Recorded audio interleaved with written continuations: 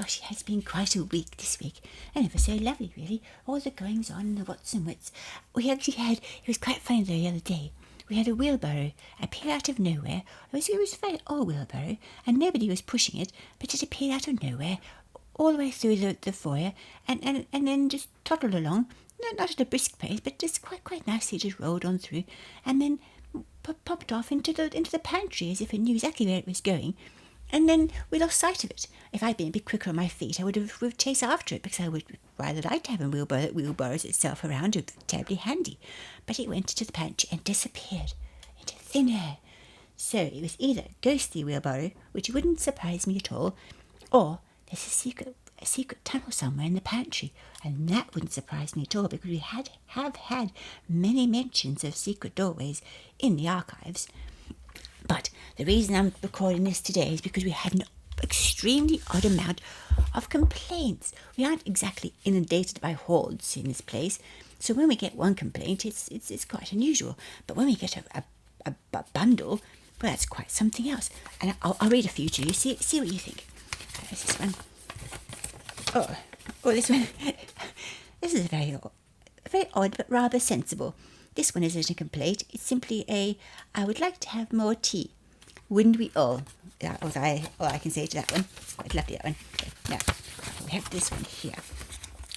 Now, I have noticed, I can understand why they are complaining, because I have noticed this oddness myself. But I haven't really taken much notice, because I've been rather pondering about other things.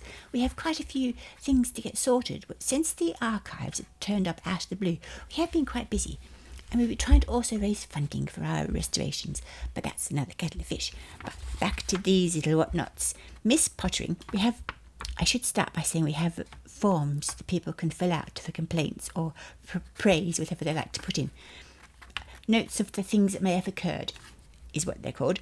Now, Miss Pottering from Hibble upon Dover, near the pond, has written here, matters of note that occurred. She says, I don't understand how a place can be left to go completely to pot. There's mould everywhere, great wads of it, with all those priceless tea cosies and Frederick's cricket ball on display.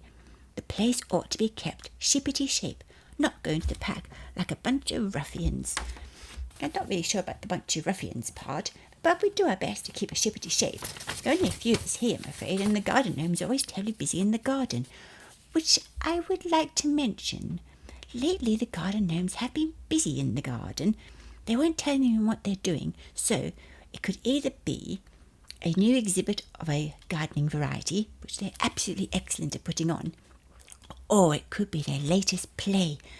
Oh, I do hope it is, because their plays are so relaxing and lovely. They're never rowdy or boisterous, and there's hardly any movement really, and only the occasional bit of line here or there, but it's ever so relaxing, them standing there in their little costumes. Oh, it's lovely.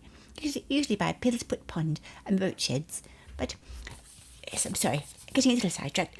Our other complaint, which is folded in a most peculiar fashion, is from Mr. Charles Fort, from Upper Hedgerow, Milton. He's been here many times. The museum pigeon, we do have a little museum pigeon, he's very excellent. He knows an awful lot about things. He's an excellent guide, but that's not what he said, that's what I'm saying. The museum pigeon tried to convince me those patches are moss. Moss, my foot. Does he think I'm an idiot? I don't think he'd think anyone an idiot unless you act like an idiot. But I'm sure that's not the case at all. Now, our other one, which is quite interesting, and this one has me quite thinking. This one is from Mr. Henry Bolville. Upper Hampton Widge left the rather annoying postbox, or so I now believe to be, after visiting this place. And that does happen quite a bit. People think a thing is perfectly normal until they have a closer look, and it ends up being not quite so normal at all. He has to say, I heard a few mutterings about your museum being full of mould. A few clumps of muttering moss will soon see them off.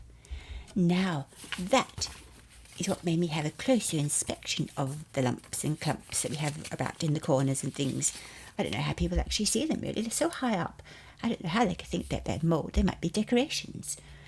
left over from Christmas, which they could easily be. But that has me thinking about all the other things they could be. So I had a look in the wireless department, and Miss Beatrix Butterworth did make a recording about muttering moss. That's why I got when what's his face wrote about the muttering mossing things off. It got me investigating, and I found mentions of it everywhere. It's brilliant. So we have a field note called An Obstinate Clump of Muttering Moss. This was reported by Sir Humphrey Thistlethorpe and Alfred Weedle and Hemble Potts. So for those who aren't in the know, Sir Humphrey Thistlethorpe and Alfred Weedle are garden gnomes who are indeed still around, and they are from the Garden Gnome Theatrical and Documentation Department. Hemble Potts is a security snail who, I'm afraid, is no longer with us, but he was really on the ball. Anyway, this happened a little before morning tea, according to the report, at the Weedle Manor Estate, which is now the museum, west wall of the herb garden, 3 garden gnomes strides east from the snails' knitting circle meeting pot, which is has nothing to do with the security snails. They're their own thing. Now, this report is fascinating. The clump in question refuses to grow along the west wall of the herb garden, despite numerous coaxing attempts by Sir Humphrey Thistlethorpe of the DDTDD and Hemble Potts, head of the security snails. No reasonable explanation from the moss is forthcoming. Now I have here also a footnote by Mulweed, the haunted typewriter.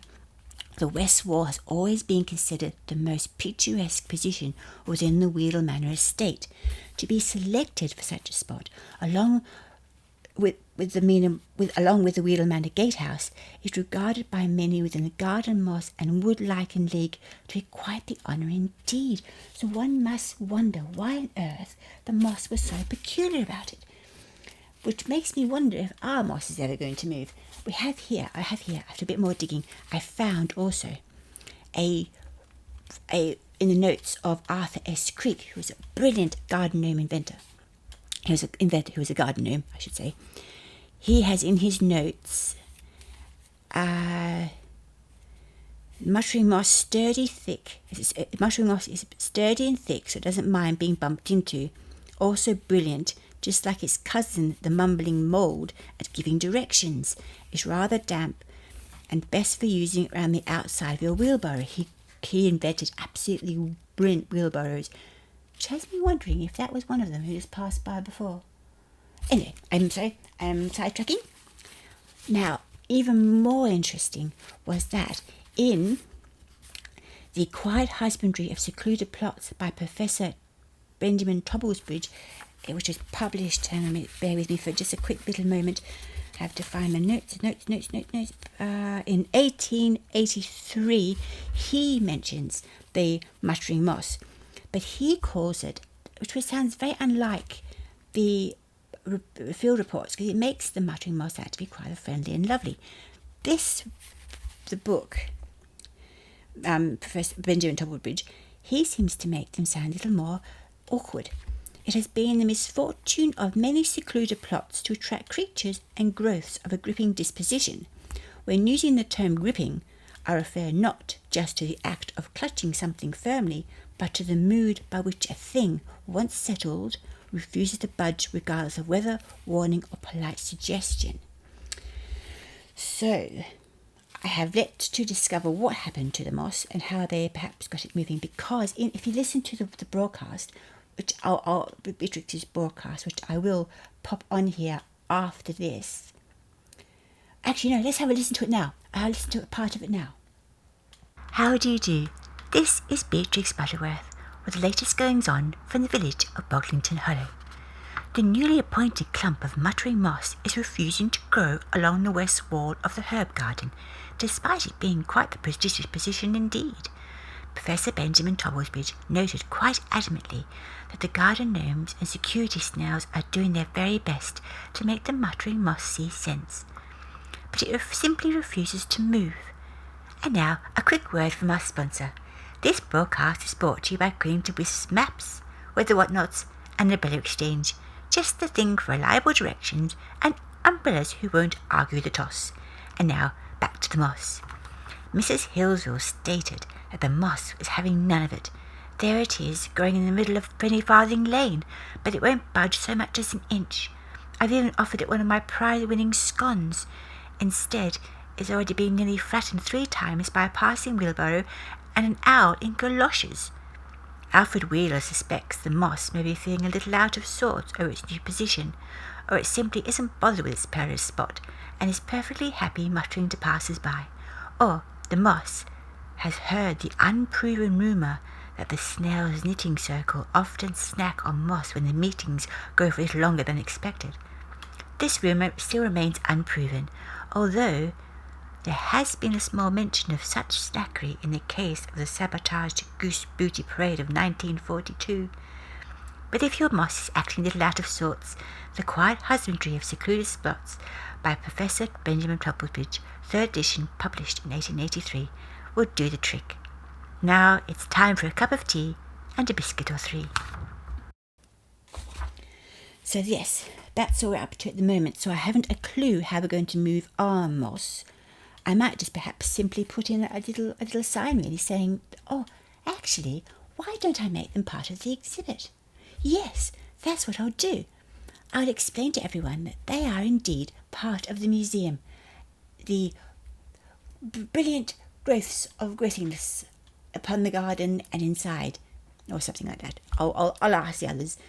I'm sure the trustees will also want to put their 2 pennies worth in, but that's all for the moment. Oh, it's gracious. It's never a dull moment in the museum, I must say, but I must toddle off and get cracking with all these things, and I must have a cup of tea, because I'm absolutely parched from all this chatting. But I will keep you up to date on all the goings on, and this moss is quite interesting. I wonder if it does mutter and well, it's called muttering moss, so it must chat. I might investigate that too. Oh, it's all very exciting. But now, in the famous words of Beatrix Butterworth, it's time for a cup of tea and a biscuit or 3.